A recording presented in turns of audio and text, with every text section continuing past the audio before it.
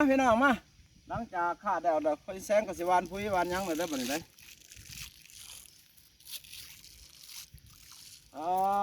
วานพุยหน้าเขาพี่น้องโย่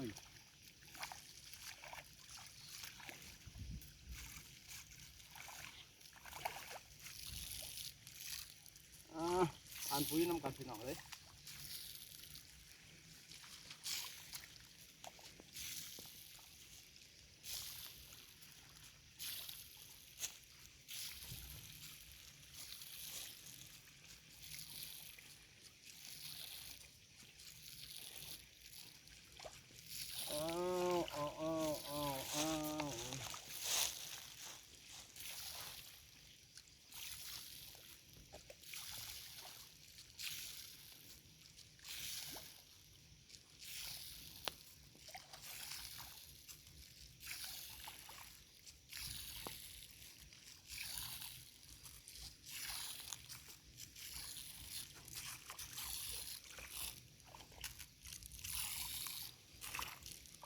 จั่วจ้าพี่น้องจั่วจ้า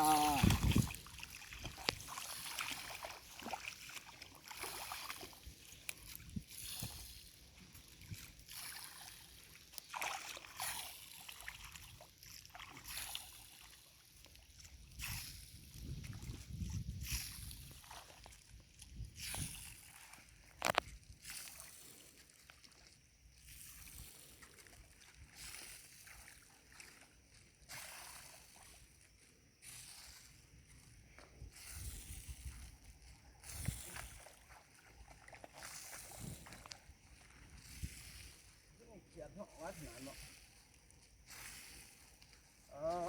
วานปุ๋ยวานปุ๋ยพี่น้อง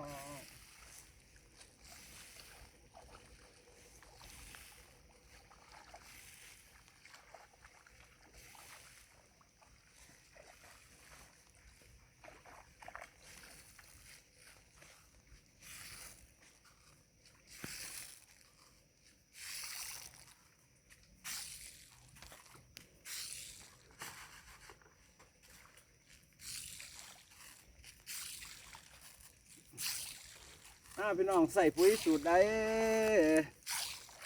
คอมเมนต์มาบอกพญาแสงหน่อยเด้อก็จะได้เอาเป็นแบบอย่างขอถอนประเทศนำพี่น้องพญาแสงใส่ปุ๋ยชีวภาพบอกครับ15ร่วมผสมกันตายไป